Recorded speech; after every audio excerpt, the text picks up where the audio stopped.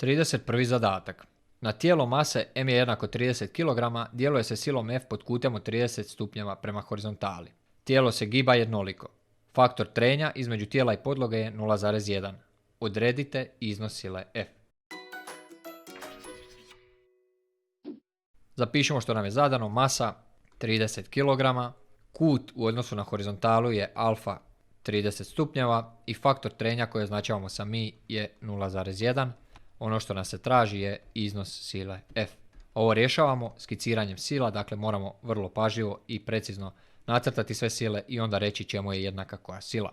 Prema dolje na tijelo, naravno, odnosno tijelo na podlogu djeluje težinom, pa je to sila mg. Toj se težini očito odupire neka druga sila, a to je reakcija podloge koja ima jednaki iznos, ali suprotnu orijentaciju i to je sila koju označavamo sa n.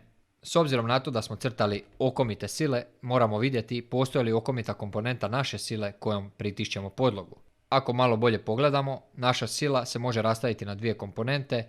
Jedna komponenta je u smjeru gibanja, znači u desnu stranu, koju ćemo nazvati F paralelno, a druga komponenta će biti kao i Fg okomito prema dolje, tako da njihov vektorski zbroj daje upravo našu silu F.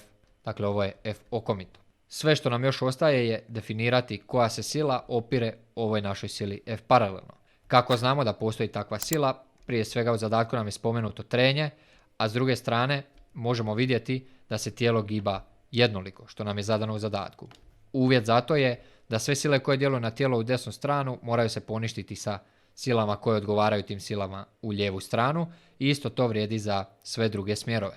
Dakle, moramo definirati još jednu silu, a to je naravno sila trenja koja će nam djelovati u lijevu stranu i nju ćemo nacrtati ovako dolje. Dakle, sila trenja nam ide u lijevu stranu. Sve što sada trebamo je napisati iznose, odnosno jednadžbe za gibanje u XY smjeru. Sile koje nam djeluju u X smjeru su F paralelno i F trenja. F trenja mora biti po iznosu jednaka toj sili F paralelno iz razloga što mi moramo imati jednoliko gibanje. Što je sa Y?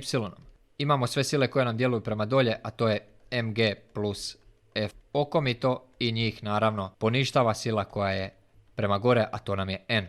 I sad smo napisali jednadžbe za iznose sila. Sve što sada trebamo je vidjeti odakle ćemo dobiti našu silu F. Kako možemo raspisati našu paralelnu komponentu?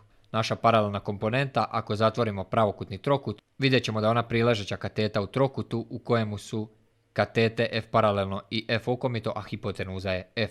Dakle, ovo je jednako F puta kosinus alfa, jer nam je kosinus alfa priležeća kateta kroz hipotenuza. Čemu je jednaka sila trenja? Vratimo se dakle na X smjer. Mi znamo da je sila trenja jednaka umnošku faktora trenja i sili pritiska. To je jednako F puta kosinus alfa. Odavde ne znamo očito ni n ni f, tako da ne možemo još riješiti ovu jednadžbu. Moramo si pomoći uz pomoć y smjera, a to ćemo napraviti na način da raspišemo čemu je jednaka okomita komponenta, a okomita komponenta će biti jednaka f sinus alfa u ovom slučaju. To sve mora biti jednako sili n. Dakle, umjesto sile n možemo uvrstiti sve ovo i dobiti jednadžbu koja će nam samo f biti nepoznato. Sada kada napišemo ponovno izraz za x smjer gibanja, imat ćemo mi mg kada nam pomnoži ovaj prvi član i mi f sinus alfa kada pomnožimo sa drugim članom. To sve mora biti jednako f kosinus alfa. Uvijek preporučam da izrazimo nepoznanice s jedne strane, a poznato sa druge strane. Dakle, želim prebaciti ovaj sinus alfa na drugu stranu.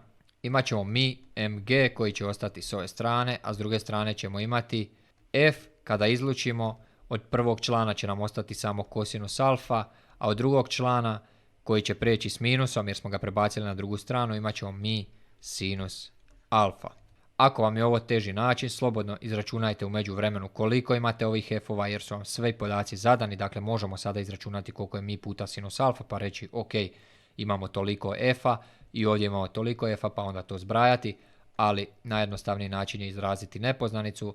Dakle, moramo sve podijeliti još s ovom zagradom, to je kosinus alfa minus mi sinus alfa. Imamo da je naš f konačno jednak mi mg kroz kosinus alfa minus mi sinus alfa. Kada sve vrijednosti uvrstimo u kalkulator, dobit ćemo rješenje 36,76 Njutna. I to nam je konačno rješenje u ovom zadatku.